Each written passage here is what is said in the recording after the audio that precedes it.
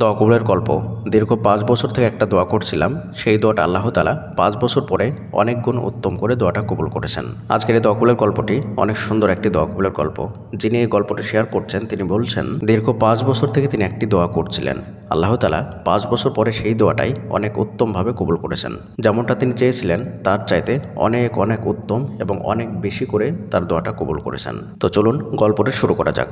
আমরা সত্য ঘটনা অবলম্বনে বাস্তব মানুষের জীবনের দোয়া কবুলের গল্পগুলো আপনাদের সঙ্গে শেয়ার করি।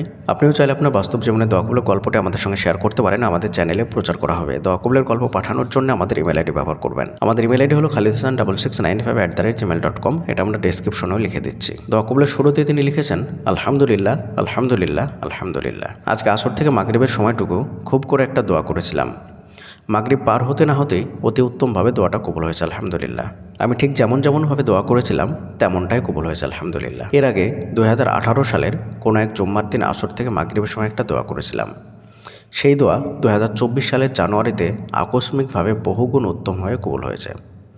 24 সালের শেষ দিকে টানা 5 বছর করে যাওয়া দোয়া কবুল হয়েছে, যেটা আমার জীবনের অন্যতম বড় দোয়া কবুলের গল্প। 24-এর শেষ দিকে এসে একটা দোয়া প্রায় করতাম। আলহামদুলিল্লাহ 25 সালে প্রবেশ করতেই সেই দোয়া বরকতময়ভাবে কবুল হয়েছে। আমি যা দোয়া করি আল্লাহ সুবহানাহু ওয়া তাআলা তাই কবুল করে নেন। কোনো দোয়া আমার চাওয়ার মতো না হলে সেটা কেন আমাকে দেননি তাও অতি দ্রুত আমার সামনে নিয়ে আসেন।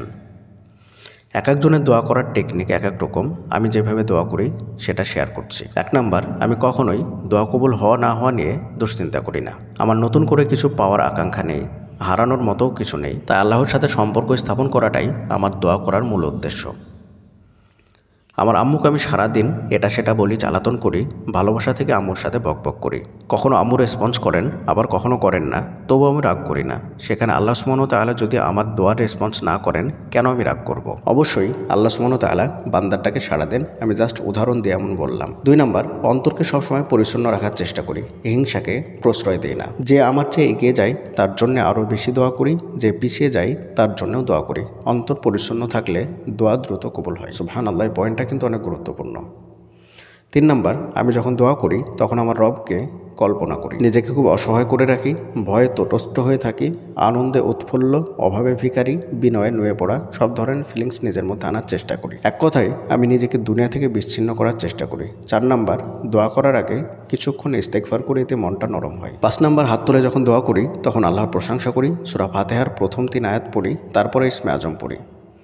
এরপর আল্লাহকে সুন্দর সুন্দর নামে ডাকি, ইয়া জাল জালালি ওয়াল ইকরাম, ইয়া হাইয়্যু ইয়া কাইয়্যুম। এগুলোর অর্থ বুঝেই ডাকি, অর্থ বুঝলে অনুভব করা যায়। 6 নাম্বার, তারপর দরুদে ইব্রাহিম পড়ি, বুঝে বুঝে বারবার পড়ি। 7 নাম্বার, দরুদে ইব্রাহিম পড়ার পর নিজের গুনাহের কথা স্বীকার করি, আল্লাহকে গফুরুর রহিম যেটা তাকে বারবার বলি। পাপের কারণে আমাকে তিনি ধ্বংস করে দেননি সেটাও বলি। দয়ানুস পড়ে অর্থ বুঝে। আমার নিজের ক্ষতির জন্যে আমি নিজেই দায়ী, এটা অকপটে স্বীকার করে নিই মন থেকে। আল্লাহকে আল্লাহু আকবার কাবির বলে সম্বোধন করি। তিনি মহান, আমি তুচ্ছ, তাই তো আমি তার কাছে যাচ্ছি। তারপর আবার দরুদে ইব্রাহিম পড়ি, আমার নিজের জন্য দোয়া করি, আমার নিজের জন্য যা চাচ্ছি অন্যদেরও উত্তমভাবে তা দিতে বলি। সবার সব প্রয়োজন আফিয়াতের সাথে পূরণ করে দিতে বলি। মা বাবার জন্য ইস্তেগফার করি, তাদের ক্ষমা করতে বলি, কবরবাসীর জন্য দোয়া করি, উম্মাহার জন্য দোয়া করি।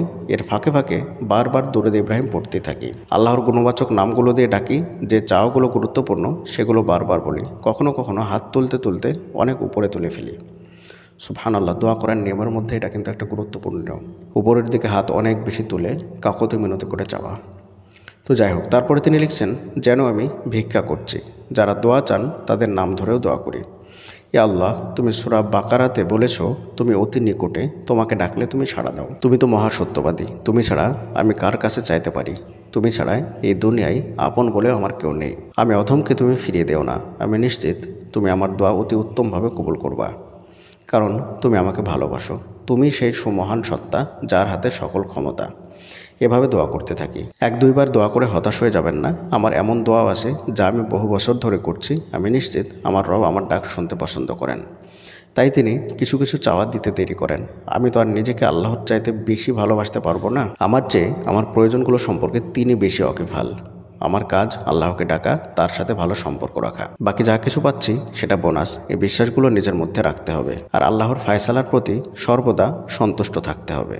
প্রিয়দিনী ভাই এবং বোনেরা, একবার চিন্তা করতে পেরেছেন দীর্ঘ 5 বছর আগে তিনি দোয়া করেছিলেন, 5 বছর পরে আল্লাহ তাআলা তার সে দোয়াটা কবুল করছেন। এবং তিনি শেষের দিকে দোয়া কবুলের যে টেকনিকগুলো বলেছেন সেগুলো থেকে একবার লক্ষ্য করুন তো। আমি অনেককেই চিনি জানি যারা আমার কাছে ইমেল করেন, আমি তাদের কথা বলার ধরন দেখে বুঝতে পারি যে তাদের মধ্যে এই কোয়ালিটিগুলোর 1%ও নেই। দোয়ার দ্বারা আল্লাহ তাআলা ভাগ্য পরিবর্তন করে দেবেন। আপনি যেটা চাইবেন সেটা দেবেন, তাহলে আপনাকেও তো সে যোগ্য ব্যক্তি হতে হবে, তাই না?